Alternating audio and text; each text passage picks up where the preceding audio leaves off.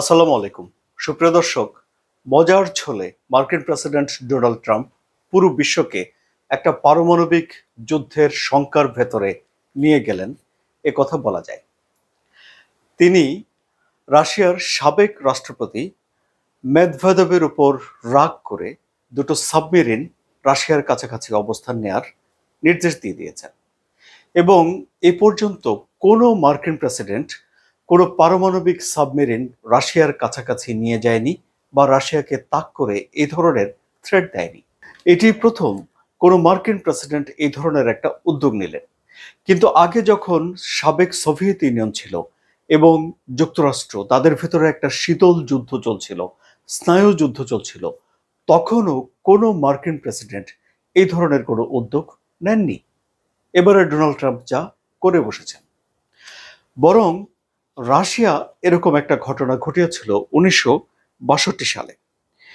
তখন কিউবান ক্ষেপণাস্ত্র সংকটে সোভিয়েত ইউনিয়ন যুক্তরাষ্ট্রের উপকূল থেকে 90 কিলোমিটার দূরে পারমাণবিক সাবমেরিন সেখানে নোঙর করেছিলেন। তখন এটি বিবেচনা করা হয়েছিল যে পুরো বিশ্বকে রাশিয়া একটা পারমাণবিক যুদ্ধের দ্বারপ্রান্তে নিয়ে গেছে এবং 13 দিন ধরে পুরো বিশ্ব ভয়ে কেঁপেছে। এই বুঝি যুদ্ধ লেগে যায়, এই বুঝি যুদ্ধ লেগে যায়। এখন সুপ্রিয় দর্শক, আপনি নিজেকে প্রশ্ন করে দেখুন তো, আপনার কাছে কি এখন এটি মনে হচ্ছে যে এই বুঝি একটা পারমাণবিক যুদ্ধ লেগে যাচ্ছে? ডোনাল্ড ট্রাম্প তার দুটো পারমাণবিক সাবমেরিন রাশিয়ার কাছাকাছি নিয়ে যাওয়ার পরেও কি আপনার এটি মনে হচ্ছে? এখন হয়তো এটি এত গুরুতর মনে হচ্ছে না, কিন্তু তারপরেও ঠান্ডা মাথায় চিন্তা করে দেখলে এক ধরনের ঝুঁকি কিন্তু থেকেই যায়। যদি রাশিয়া এর সমুচিত একটা জবাব দিতে যায়, তাহলে এই পরিস্থিতি ঘোলাটে হয়ে ওঠে। রাশিয়া এই পরিস্থিতিকে কিভাবে নিচ্ছে, এর কি ব্যাখ্যা করছে? এখনো পর্যন্ত, মানে যখন আমি এই ভিডিও করছি তখনও পর্যন্ত রাশিয়ার পক্ষ থেকে সরকারিভাবে কোনো কিছু বলা হয়নি। না ভ্লাদিমির পুতিন কোনো কিছু বলছেন, না তার পররাষ্ট্র মন্ত্রণালয় কিছু বলছে, না তার মুখপাত্র দেমিত্রি পেসকভ বলছেন।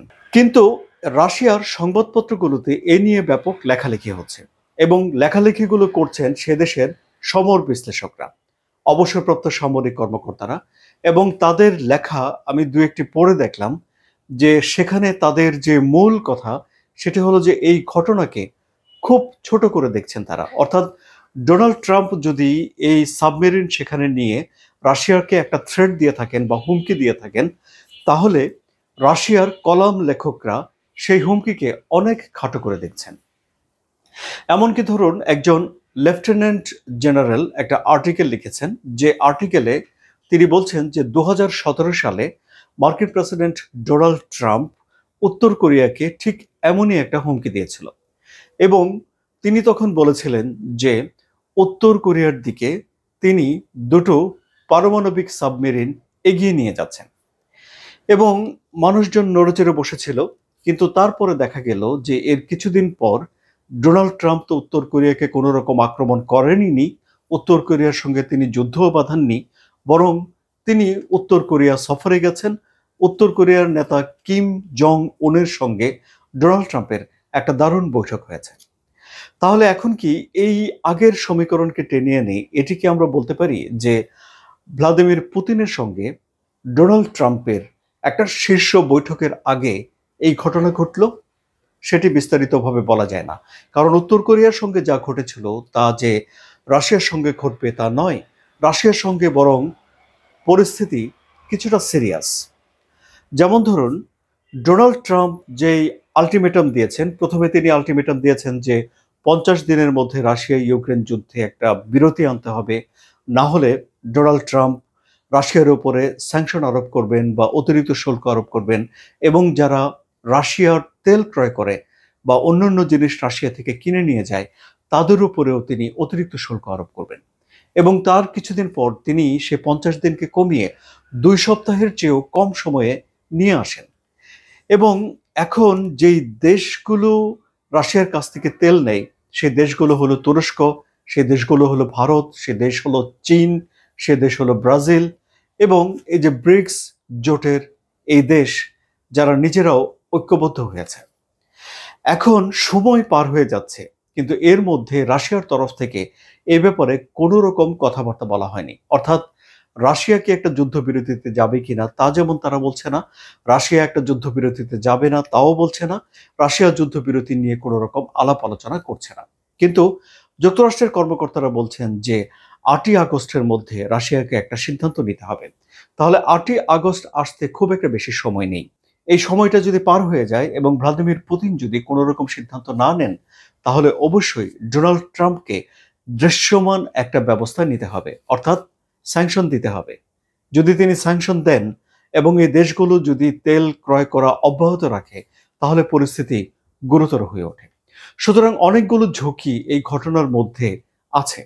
আবার ধরুন, এই যে পারমাণবিক যুদ্ধ শুরু করে দেওয়ার এই যে হুমকি, সেই হুমকি আমরা সবচেয়ে বেশি শুনেছি রাশিয়ার কাছে। এই যেমন রাশিয়ার president Vladimir Putin Russia Ukraine যুদ্ধের একটা সময় বলেছিলেন যে যদি পৃথিবীতে রাশিয়াই টিকে না থাকে তাহলে এই বিশ্ব টিকিয়ে রেখে লাভ কি। তারপর তিনি বলেছিলেন যে যদি রাশিয়ার ভেতরে হামলা করার জন্যে কোনো দেশ দূরপাল্লার ক্ষেপণাস্ত্র ইউক্রেনকে দেয় এবং সেই দেশ যদি পারমাণবিক শক্তি সম্পন্ন বা পারমাণবিক অস্ত্র সমৃদ্ধ দেশ হয়, তাহলে রাশিয়ার অধিকার জন্মাবে, বৈধ অধিকার জন্মাবে সেই দেশে পারমাণবিক হামলা করার। কিন্তু আমরা দেখেছি যে যুক্তরাষ্ট্র দূরপাল্লার ক্ষেপণাস্ত্র ইউক্রেনকে দিয়েছে, ইউক্রেন সেই ক্ষেপণাস্ত্র দিয়ে রাশিয়ার ভিতরে হামলা করেছে, কিন্তু রাশিয়া পারমাণবিক যুদ্ধ শুরু করেনি। তাহলে এখন রাশিয়া যে খেলাটা খেলতো, সেই একই ধরনের হুমকির খেলাও কি ডোনাল্ড ট্রাম্প করছেন? তিনি তো এখন এটিকে সতর্কতামূলক ব্যবস্থা করছেন। আর সবচেয়ে বড় কথা হলো সুপ্রিয় দর্শক, যে এটিই বোধহয় পৃথিবীর একমাত্র ঘটনা যে সামাজিক যোগাযোগ মাধ্যমের উত্তপ্ত বাক্য বিনিময় এবং ঝগড়ার জের ধরে বাস্তব জীবনে পারমাণবিক সাবমেরিন মোতায়েন করে ফেলা হয়েছে এবং বিশ্বে একটা পারমাণবিক সংঘাতের আশঙ্কা তৈরি করে ফেলা হয়েছে।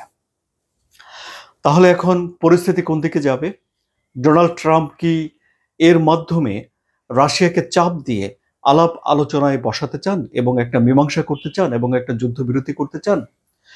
রাশিয়া এখন যেমন চুপ করে রয়েছে, রাশিয়া কি এমনভাবেই চুপ করে থাকবে এবং চুপ করে থেকে রাশিয়া কি এটি প্রমাণ করবে যে তারা এই বিষয়টিকে তেমন গুরুত্ব দিচ্ছে না, কিংবা এই বিষয় নিয়ে তারা কথা বলার মতো বিষয় এটিকে মনে করছে না, ফলে এই পরিস্থিতি কি এমনি এমনি ঠান্ডা হয়ে যাবে, নাকি এই উত্তেজনাকে ঘিরে একটা আলোচনা হবে এবং আলোচনার মাধ্যমে একটা মীমাংসা হবে?